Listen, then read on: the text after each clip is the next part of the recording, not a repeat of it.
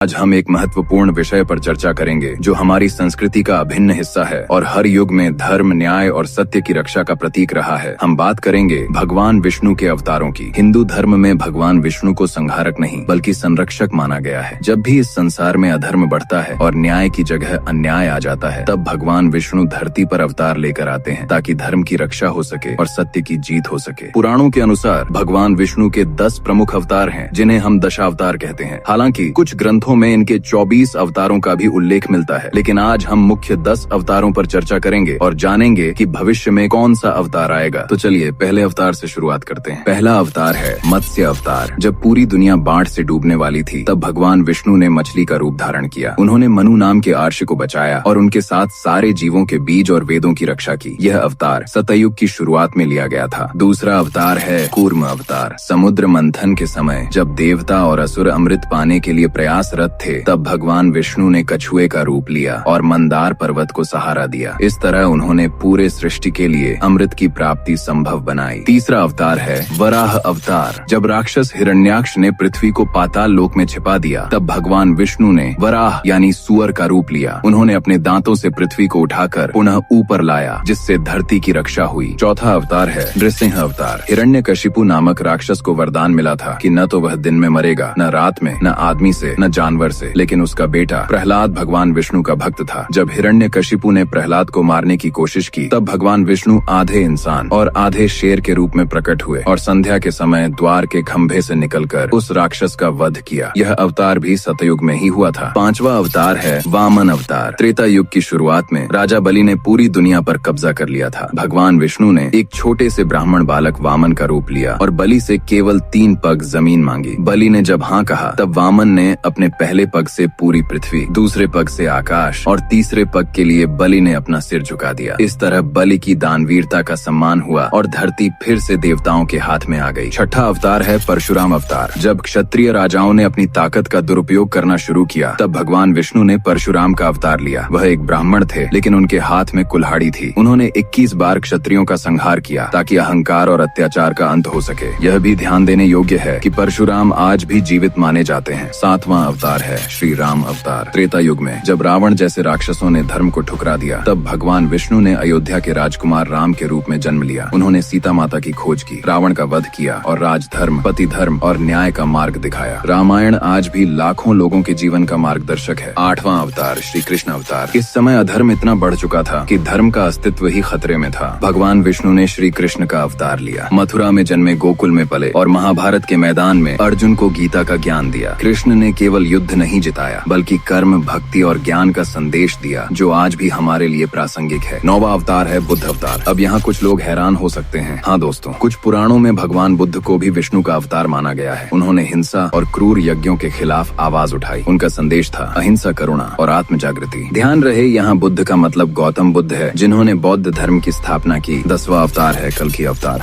अब बात करते हैं भविष्य की। हम अभी कलयुग में जी रहे हैं, जहाँ झूठ, लालच, अहंकार और अधर्म अपने चरम पर हैं। पुराणों के अनुसार जब कलयुग अपने चरम पर पहुंच जाएगा, तब भगवान विष्णु कल्कि नाम से अवतार लेंगे। वो एक घोड़े पर सवार होंगे, तलवार लिए हुए, और अधर्म का सफाया करके फिर से सतयुग की शुरुआत करेंगे। कहा जाता है कि ये अवतार अभी आना बाकी है और शायद वो समय अब नजदीक आ रहा है। दोस्तों, ये थे भगवान विष्णु के 10 प्रमुख अवतार। हर अवतार का एक उद्देश्य था, धर्म की स्थापना, अधर्म का नाश और जीवों की रक्षा। आज के समय में जब हम सोशल मीडिया, तनाव और भ्रम के बीच जी रहे हैं, तब इन अवतारों की कहानियां हमें याद दिलाती हैं कि सत्य की हमेशा जीत होती है। बस थोड़ा धैर्य रखना पड़ता है। अगर आपको ये वीडियो पसंद आया हो तो लाइक जरूर करें। कमेंट में बताएं कि आपको कौन सा अवतार सबसे ज्यादा प्रेरणादायक लगा, और इस वीडियो को अपने दोस्तों के साथ शेयर करें ताकि और लोग भी इस ज्ञान से जुड़ सकें। और हाँ, अगर आपने अभी तक हमारे चैनल माइंड टेल्स को सब्सक्राइब नहीं किया है, तो अभी सब्सक्राइब बटन दबाना न भूलें, क्योंकि हम ऐसे ही रोचक, ज्ञानवर्धक और प्रेरणादायक विषयों पर नए वीडियो लाते रहते हैं।